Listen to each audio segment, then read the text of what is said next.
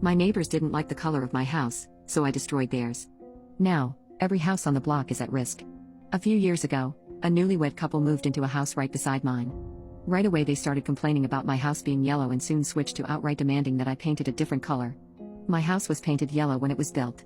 I also liked the color, and since there was no bylaw against it or anything, I told them I would not be changing it. They were furious. The following few weeks, they resorted to various methods to get their way. First, they called the police and reported me to the city. Both told them to find something better to do with their worthless lives since I hadn't done anything wrong and there was nothing they could do. Second, they then tried suing me in court and the suit was thrown out immediately.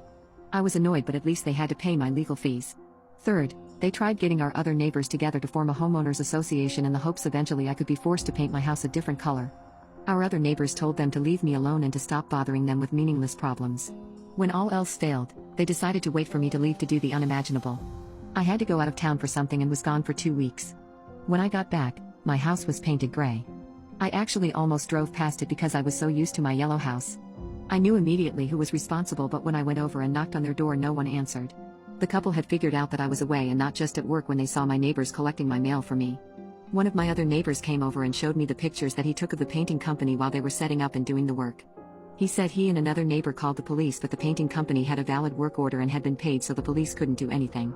He also told the painting company about it, but because they were paid to do the work, they said they had to do it to avoid being sued.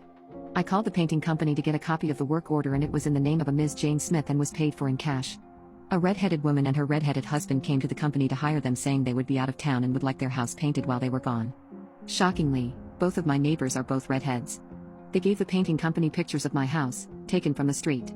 I have a surveillance camera at my front and side doors and in my backyard. I work shifts, and as a woman living alone, I don't want some stranger breaking into my house and waiting to ambush me when I get home. My neighbors never set foot on my property at any time, so they couldn't be charged with trespassing, and they didn't do the painting.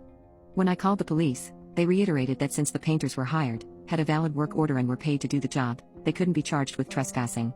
It was also reasonable to assume the painters didn't know any better and that they were acting in good faith. I refused to let them win and resorted to rehiring a company to paint my house back to yellow out of spite. They were beyond furious. A few weeks later, they left me a note telling me I was a terrible and inconsiderate neighbor. They also told me they would be selling their house and leaving, hoping to get away from the eyesore I called a house. Little did they know, my revenge had just started. I was a petty person and wasn't going to let them off that easy after the stunt they just pulled. A month later, I saw them with a for sale sign posted on their front lawn. That's when an idea came to mind. I wanted to get even in a way they couldn't report me for and knew a perfect way to do that. One evening, I ordered bamboo rhizomes online and had them shipped overnight. Bamboo is an invasive species and is nearly impossible to get rid of once established. It also grows at an astonishing rate and can grow up to 8 feet tall. The next night, under cover of darkness, I crept into my neighbor's backyard. Using a sharp spade, I dug holes around the perimeter and planted the bamboo rhizomes. Over the next few weeks, I watched with glee as shoots sprang up all around their yard. To be honest, I had done some research but didn't realize just how bad the damage would get. At first, my neighbors didn't seem to notice. Soon their garden was destroyed and the roots started shooting up sharp spikes around their yard. Then the bamboo grew thick and tall, obscuring their windows and overtaking their lawn. Their for sale sign started to disappear behind the dense bamboo forest that was now their lawn. A week later, their for sale sign came down for good. The bamboo had done its work. My neighbors were stuck in that house unless they wanted to sell at a huge loss. Every time I looked out my window at the spreading bamboo and gray house next door, I felt a spark of justice. My revenge was as swift as it was sweet. And the best part? There was absolutely nothing my neighbors or anyone else could do about it. Unfortunately, my revenge was short-lived when I noticed the bamboo start working its way into my yard. I hadn't thought that far ahead, and before I knew it, the bamboo had started cracking my concrete driveway.